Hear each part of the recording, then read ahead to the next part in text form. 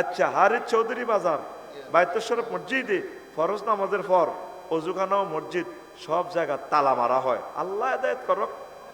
মসজিদ কমিটির কি শাস্তি হওয়া উচিত? আর তো এগুলো নেতাগিরি হয় না, মসজিদ কমিটি লই বইছে 24 ঘন্টা এটা খোলা থাকবে। আর তোরা চাঁদা দিবি, কারণ হিরোইন ছিঁড়ে তো এই আটা লই যাব, ট্যাপের মাথাটা খুলি লই যাব, ফাঁকাটা করে নষ্ট করে দিব।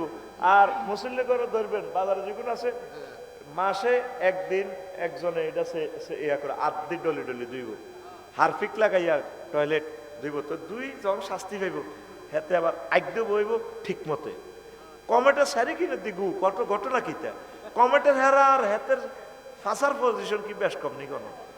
আমি এরকম বিপদে পড়ছি রেলগাঁয়ে, ইসমাইল ভাই আমার গুয়ের মধ্যে ফাওয়ের দুধ ডুবে গেছে। রেলগাড়ির টয়লেটটা এত বড়, বাঙালি আগ্যও জানে না।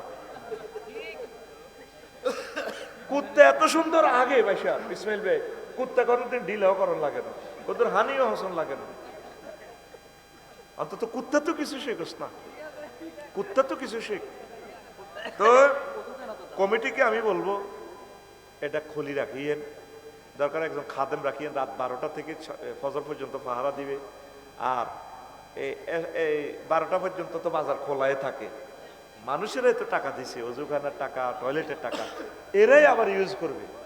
এটা একটু খোলা রাখিয়েন, আপনারা নষ্ট করিয়েন না।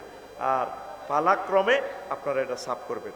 তো কমিটি, আমি এগুলো লই তো খুব সোচ্চার, বাংলাদেশে আমি এটা নিয়ে প্রথম কথা বলেছিলাম। ধন্যবাদ। সবগুলো প্রশ্ন জবাব দিছি।